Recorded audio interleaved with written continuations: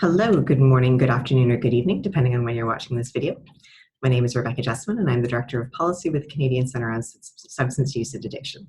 I am joining you today from the unceded territory of the Algonquin and Anishinaabe peoples, and I am pleased to be able to spend the next 15 minutes or so telling you the story of legalization in Canada so far, as part of the DeGroote Centre for Medicinal Cannabis Research Conference.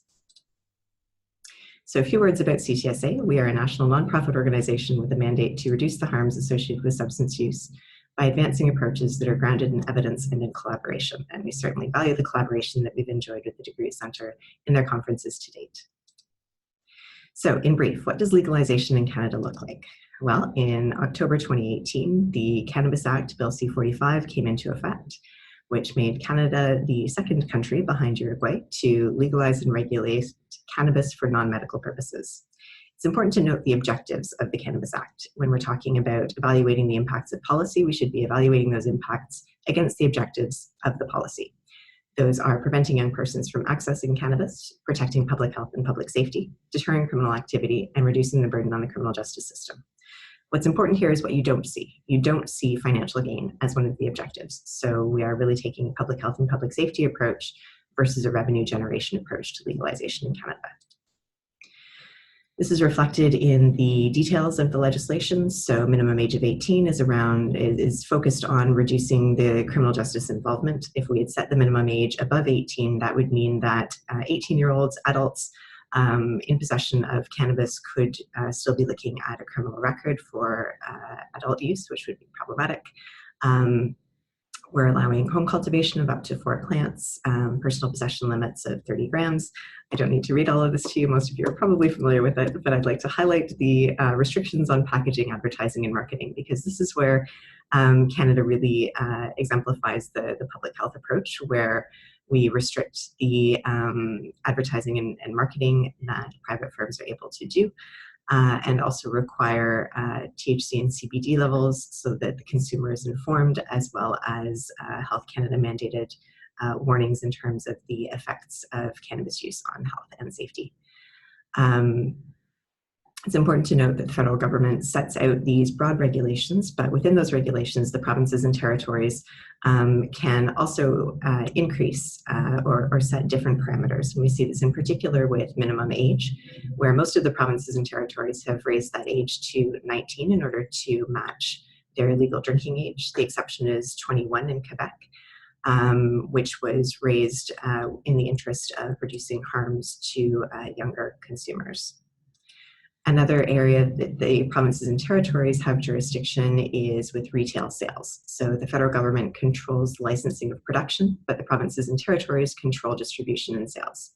So the provinces and territories have implemented different approaches, some public or government controlled, some private, and some a mixture of both. Usually where we see both, that means that the government handles the online sales and the storefront retails are privately held. These differences are interesting because we kind of have a natural experiment here that allows us to look at the relationship between public and private sales and, for example, store density, rates of use, and transition from the illegal to the illegal market. Given the medical nature of the conference, I thought I'd say a few words about what the Cannabis Act means for cannabis for medical use. So there certainly are still medical authorizations in place, and with the medical authorization, you can have up to 30 times your daily quantity indicated or 150 grams. So the medical authorization allows you to go beyond the 30-gram limit for non-medical purposes. Youth below the age of 18 can also be authorized for medical use, and the purchase of cannabis for medical use is a tax deduction. The access options that were originally set under the Access to Cannabis for Medical Purposes still apply. You can purchase for medical use from a licensed retailer, you can grow your own, or you can designate a producer. So when we're talking about health impacts, of course, the greatest area of interest is often rates of use. So are more people consuming, and are more people consuming in a problematic way? In terms of prevalence, when we look at past 3-month use, we certainly have seen an increase in use from 14% of Canadians reporting use in 2018 Q1 versus 20% in Q4 2020. There's some interesting things that these data are telling us.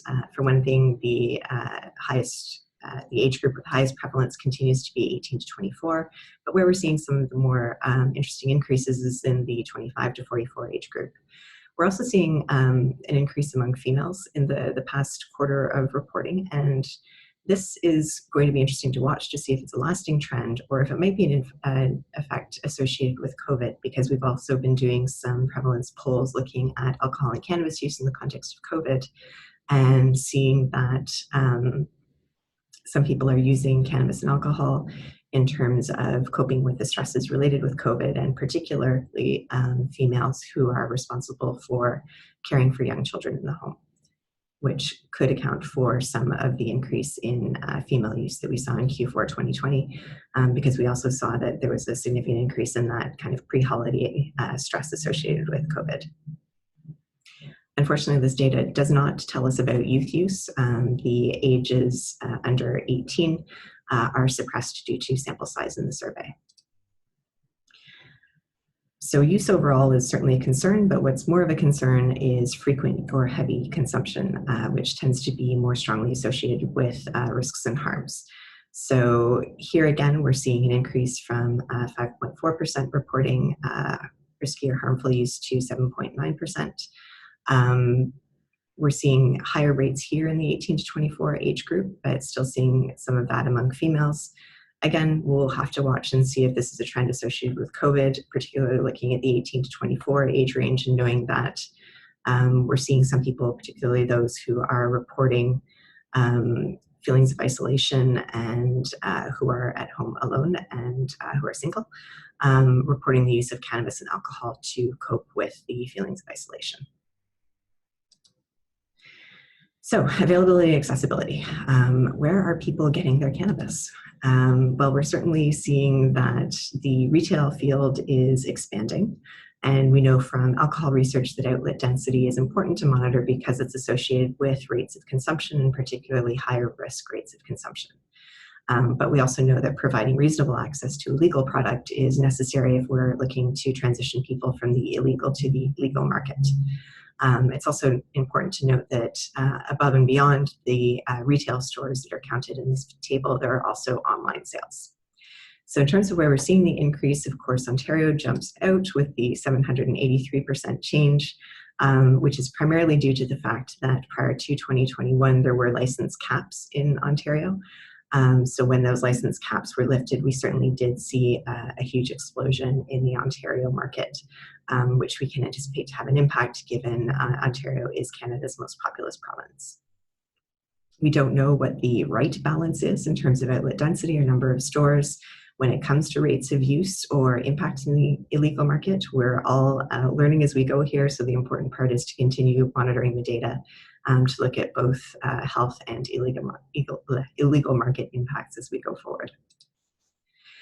So in terms of the actual sales numbers, we're certainly seeing an increase across the board. The drop in early 2021 could be one of many things that could be seasonal. We often see that retail sales drop after the holidays. It could be associated with a return to COVID lockdowns, or we might be approaching market stabilization. Again, we'll just have to watch the data over time to really understand what that's associated with. In terms of product expansion, as mentioned, the new edibles, extracts, and topicals came online in 2018. We're certainly still seeing that dried cannabis is the dominant form of sale, but edibles have been making the most significant gains in terms of market share. From a health and safety perspective, one notable thing here is that when we talk about accidental ingestion or poisoning, particularly among children, which tends to be of concern, although the absolute numbers are quite low, where we do see this more often is with edibles. And I should note that more often it's with illegal products that are packaged or formed in shapes that resemble non-cannabis products. So there was a recent report this week, for example, of a child that ate a box of what he thought were just Oreo cookies, but they were actually cannabis infused. So in terms of the impact of cannabis legalization on the criminal justice and illegal market, we're certainly seeing a huge decline in cannabis-related possession charges. So from close to 95 per 100,000 in 2015, dropping down to only 2 per 100,000 in 2019. Now, of course, this has been a downward trend for some time and doesn't necessarily reflect decreased possession of cannabis.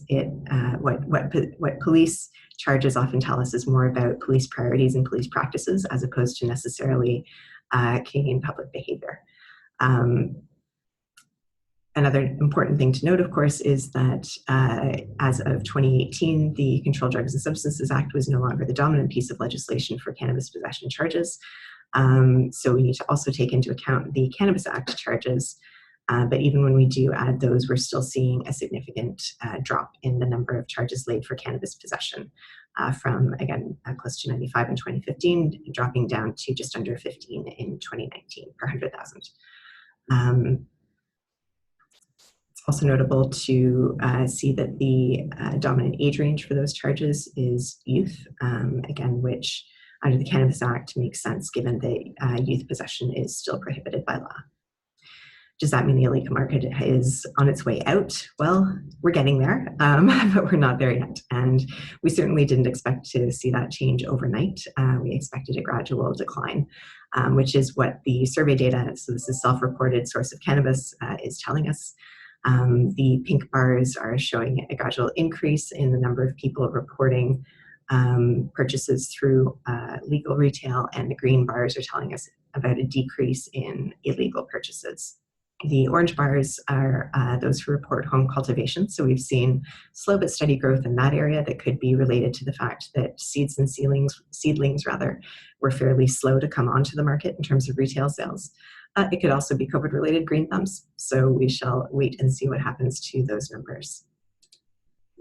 So in terms of wait and see, I know I've been saying that a lot. 3 years in is really not a long time to see the significant impacts of legislation. A lot of this is going to come with time, particularly when we talk about health impacts.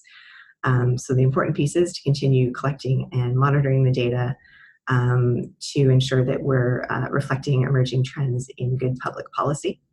And one way that we'll be doing that is through the review of federal legislation. The Cannabis Act contains a requirement for the government to conduct legislative review at the 3-year point, which is coming up quickly in October 2021, in order to review the impact of the Act on public health, on health and consumption patterns of young persons in particular, on Indigenous persons and communities also, and the impact of home cultivation as well.